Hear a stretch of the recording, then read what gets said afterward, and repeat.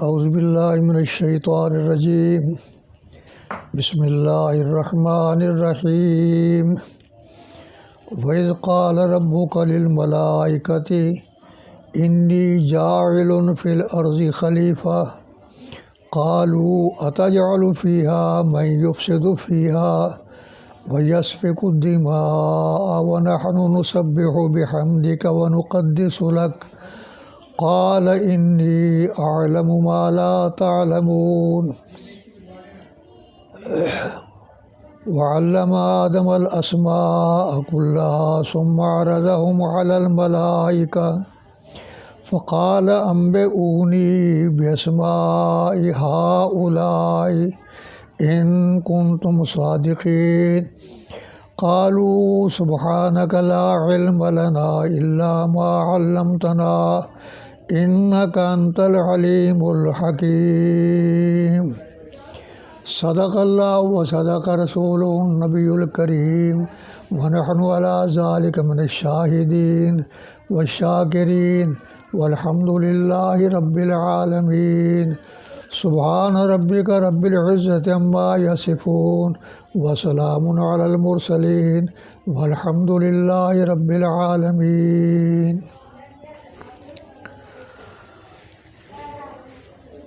السلام علیکم ورحمۃ اللہ وبرکاتہ۔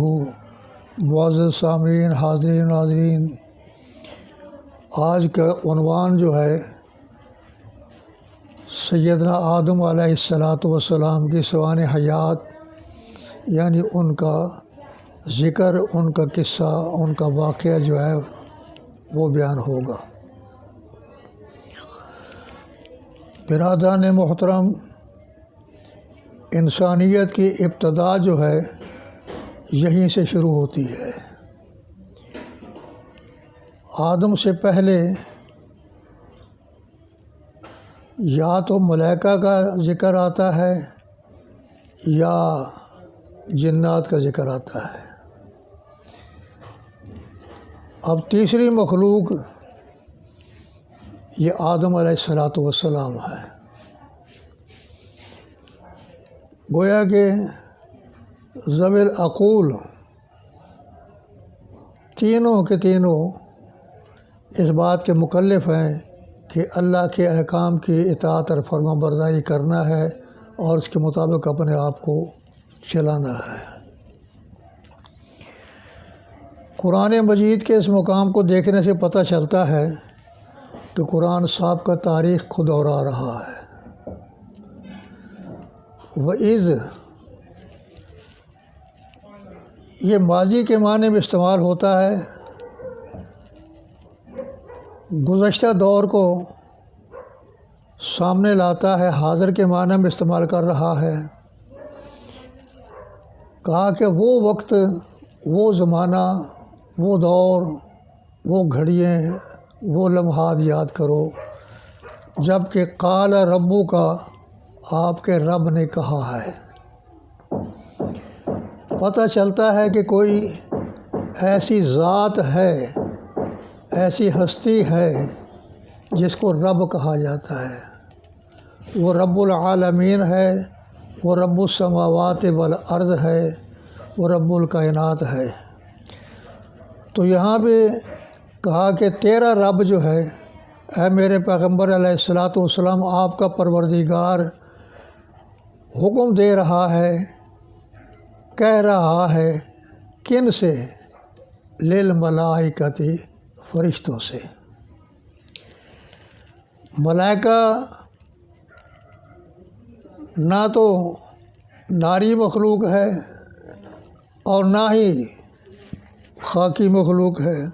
خلقت الملائکۃ من نور، ایک نورانی مخلوق ہے، غیر مرئی مخلوق ہے، بالکل پاک صاف بے عیب معصوم عن الخطا ہے۔ یہ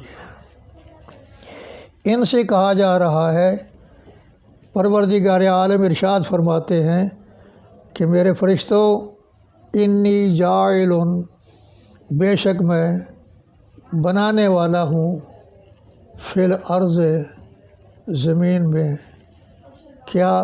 خلیفہ۔ عام طور پر جتنے بھی مترجم حضرات گزرے ہیں یا ہیں، یہ معنی کرتے ہیں نائب کا اور جانشین کا۔ حالانکہ دیکھا جائے تو نہ تو اللہ کا کوئی نائب ہے، نہ کوئی اللہ کا جانشین ہے۔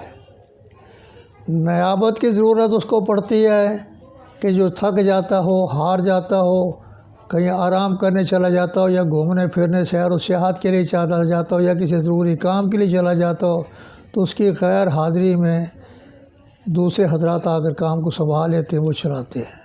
تو اللہ میاں کے ہاں تو یہ سلسلہ نہیں ہے نا، اللہ تو ان باتوں سے پاک اور ماورا ہیں اور معصوم ہیں۔ تو خلیفے کا معنی یہاں جانشین کا نہیں ہوگا، نائب کا نہیں ہوگا، بلکہ یکے بعد دیگرے کا ہوگا۔ یعنی ایک آیا، اپنا وقت، اپنا زمانہ، اپنا دور گزار گیا، اس کی جگہ دوسرا آ گیا، پھر تیسرا آ گیا۔ یہ سلسلہ آدم علیہ السلام سے شروع ہوتا ہے اور جناب محمد مصطفیٰ صلی اللہ علیہ وسلم پر اختتام پذیر ہو جاتا ہے۔ اس کو کہتے ہیں خلافت کبریٰ۔ خیر بہرحال تو عرض میں یہ کر رہا تھا کہ اللہ نے ملائکہ سے یہ ارشاد فرمایا کہ میں زمین پر اپنا خلیفہ بنانے والا ہوں۔ فرشتوں نے کہا قالوا اتجعل فیہا، کیا آپ اس کو خلیفہ بنائیں گے جو من یفسد فیہا ویسفک الدماء، جو فساد کرے گا یا دہشت گردی پھیلائے گا، قتل و غارت کرے گا، بربریت کا بازار گرم کرے گا؟ کیا خلیفہ اس قسم کا ایسا خلیفہ ہوگا؟ تو پروردگار عالم نے فرمایا کہ نہیں۔ اپنے بارے میں فرشتوں نے کہا کہ وَنَحْنُ نُسَبِّحُ بِحَمْدِكَ وَنُقَدِّسُ لَكَ، ہم تیری حمد بھی بیان کرتے ہیں، تیری تسبیح بھی پڑھتے ہیں، تیری تقدیس کا بھی اظہار کرتے ہیں۔ اگر عبادت کرانا مقصود ہے تو ہم کافی ہیں۔ لیکن پروردگار عالم نے کہا کہ نہیں، انی عالم ما لا تعلمون، جو میں جانتا ہوں وہ تم نہیں جانتے۔ اس خلیفے میں کیا خصوصیت ہوگی، اس خلیفے میں کیا کمالات ہوں گے، اور یہ خلیفہ کیا کچھ کرے گا، اس کی ذمہ داریاں کیا ہوں گی، اس کے فرائض منصبی کیا ہوں گے، اور کن کن فرائض کو یہ انجام دے گا، یہ وقت تمہیں بتائے گا۔ لیکن چلتے چلتے ایک بات کی وضاحت بھی کرتا جاؤں کہ یہ کیسے فرشتوں کو پتہ چل گیا کہ یہ فساد کرے گا، یہ قتل بھی کرے گا، یہ بھی کرے گا اور وہ بھی کرے گا؟ تو انہوں نے پہلے کہہ دیا من یفسد فیہا ویسفک الدماء۔ تو بظاہر تو شک پڑتا ہے، شبہ پڑتا ہے کہ یہ بھی غیب جانتے ہیں، غیب کی بات ہو رہی ہے، حالانکہ ایسا نہیں ہے۔ فرشتوں نے پہلے حکومت کا مشاہدہ کیا، یعنی خلیفے کے آنے سے پہلے اسی زمین پر، اس دھرتی کے اوپر ایک خلافت گزر چکی ہے، جسے کہتے ہیں جنات کی حکومت۔ یہ سارے جنات ایک نوری نہیں مخلوق، خاکی مخلوق بھی نہیں ہے، بلکہ یہ ناری مخلوق آگ کی پیداوار ہے، اور یہ بھی غیر مرئی ہے، دکھائی نہیں دیتی ہے۔ لیکن قرآن کہتا ہے کہ غیر مرئی ہے، دکھائی نہیں دیتی، وہ تمہیں دیکھتا ہے، تم اس کو نہیں دیکھ سکتے ہو۔ لیکن مولوی صاحب کو پتہ چل جاتا کہ جن آیا ہے، جن چلا بھی گیا ہے، یہ دیکھ رہا ہے، اس کو پہچان ہو گئی ہے۔ اس کی نظر سب سے زیادہ تیز ہوتی ہے۔ حیران ہوتا ہوں ان باتوں کو سن کر، کبھی کبھی ہنسی بھی آتی ہے کہ یہ کیا ہو رہا ہمارے ساتھ۔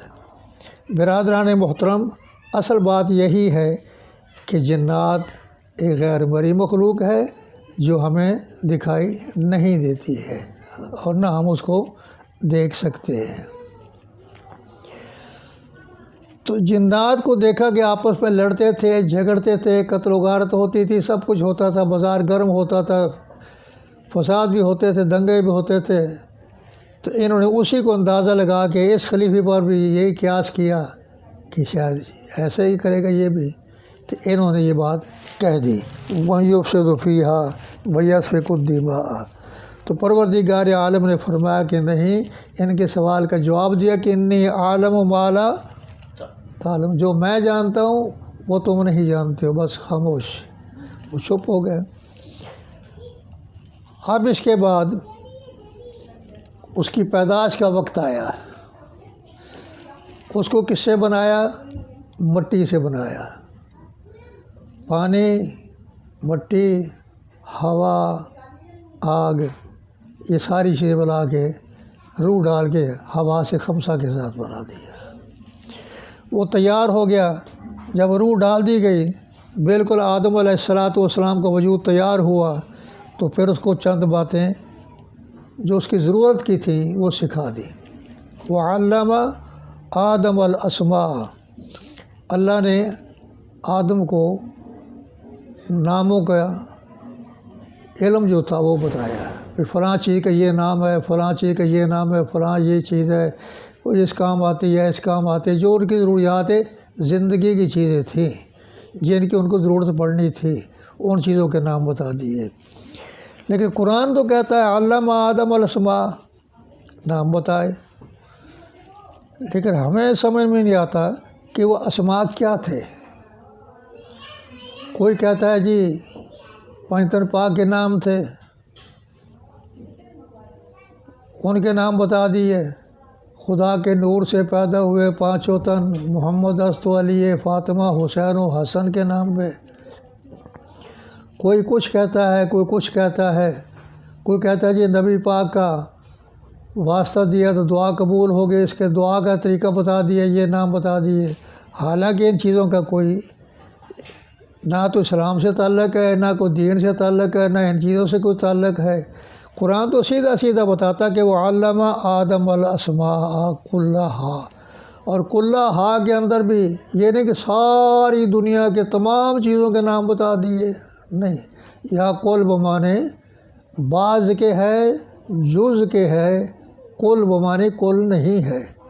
قرآن مجید کے اندر بعض جگہ لفظ کل استعمال ہوا ہے، لیکن وہاں بھی کل کے معنی بعض کے استعمال ہوئے اور جز کے معنی استعمال ہوتا ہے، یعنی آدم کو ان چیزوں کے نام بتایا جو آدم علیہ السلام کی ضروریات زندگی کی یا ان کے ضرورت کے نام تھے۔ اب آدم علیہ السلام کو سکھایا وہ علم آدم الاسماء۔ ایک بات اور بھی یاد رکھیے، جس کا انتخاب، جس کا چناؤ رب کائنات خود کرتے ہیں، چاہے وہ خلیفہ ہو، نبی ہو، رسول ہو، پیغمبر ہو، کسی منصب پر ہو، کسی درجے پر ہو، کہاں بھی ہو، جس کا انتخاب ہوتا ہے اس کو اللہ پاک خود سکھاتے ہیں، خود پڑھاتے ہیں۔ وہ کسی انسان سے، کسی مخلوق سے، کسی کائنات سے علم حاصل نہیں کرتا ہے۔ کوئی بھی نبی دنیا میں ایسا نہیں گزرا کہ جس نے کسی یونیورسٹی میں، کسی کالج میں، یا کسی ادارے میں، یا کسی مدرسے میں، یا کسی مسجد میں، یا کسی خانقاہ میں، یا کسی تکے میں بیٹھ کر دوزانو ہو کر علم حاصل کیا ہو۔ تو یہاں بھی علم آدم الاسماء کے اندر بھی یہی بتایا کہ آدم کو ہم نے نام سکھائے، آدم کو ہم نے علم دیا، آدم کو ہم نے پڑھایا ہے، سکھایا ہے۔ اب آدم علیہ السلام کا امتحان شروع ہوا، فرشتوں نے بھی سوال کر دیا، اس کے بارے میں ان کو بھی جواب مل گیا۔ اب آدم علیہ السلام کو جب سکھا دیا، پڑھا دیا، تو ثم عرضهم علی الملائکۃ، فرشتوں کے سامنے پیش کیا اس کو۔ فقال انبئونی باسماء ہؤلاء ان کنتم صادقین۔ جس وقت یہ سامنے آ گئے فرشتوں کے، تو آدم علیہ السلام سے کہا کہ آپ ایسا کرو، ان کو سب بات بتا دو، ساری کہانی بتاؤ۔ انہوں نے بتا دیا۔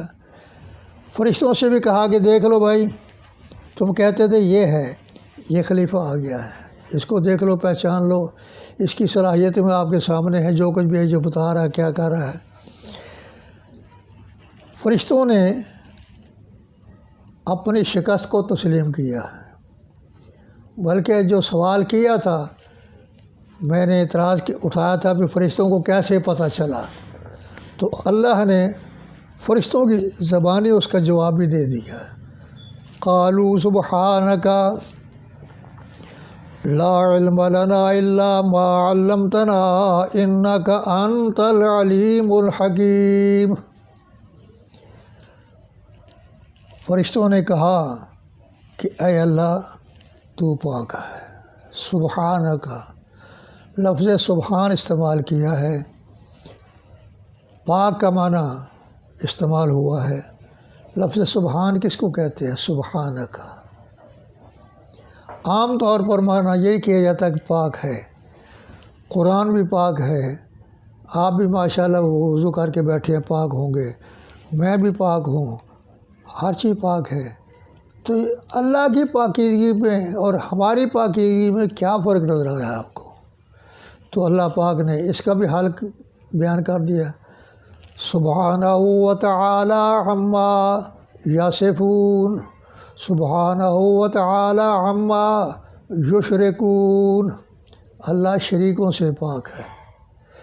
جو وصف، جو اوصاف دوسروں میں تم بیان کرتے ہو کہ وہ یہ بھی کر سکتے ہیں، وہ بھی کر سکتے ہیں، یہ بھی کرا سکتے ہیں اللہ سے، وہ بھی کرا سکتے ہیں، اللہ ان باتوں سے پاک ہے۔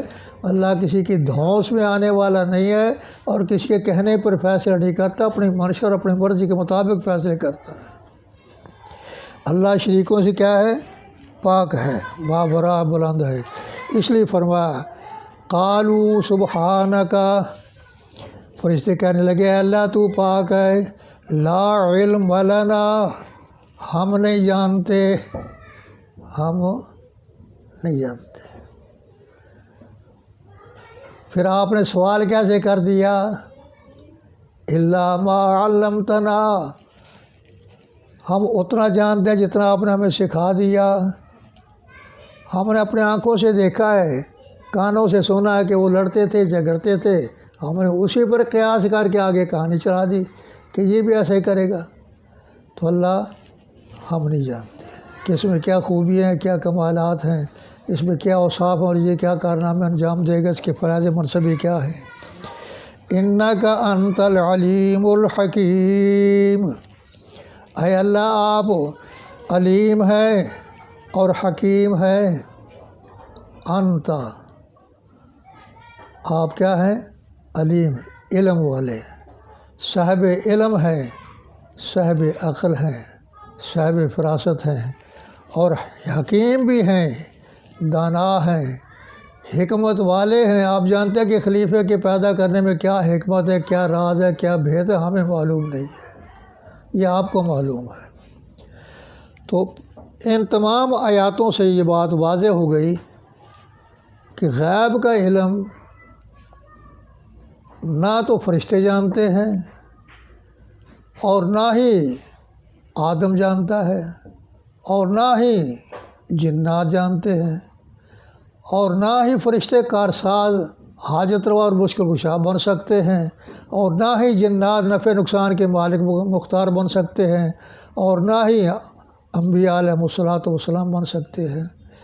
اس لیے کہ نبی پاک صلی اللہ علیہ وسلم نے خود فرمایا کہ لا املک لنفسی نفعا ولا ضرا الا ما شاء اللہ، اگر نفع اور نقصان کا مالک ہوتا تو میں اپنے لیے بہت کچھ نفع اکٹھا کر لیتا، مجھے کوئی ضرر، کوئی تکلیف، کوئی پریشانی نہ اٹھانی پڑتی۔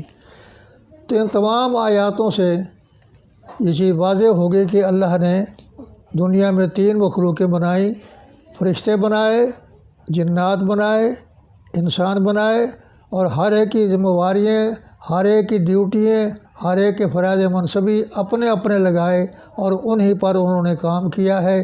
تو اللہ سے دعا کریں کہ مجھے بھی، آپ کو بھی، ہم سب کو اللہ ان باتوں پر عمل کی توفیق عطا فرمائے جو قرآن اور سنت کے مطابق ہو، جس پہ اللہ کی رضا اور اس کی خوشنودی ہو۔ آخر دعوانا الحمد للہ رب العالمین۔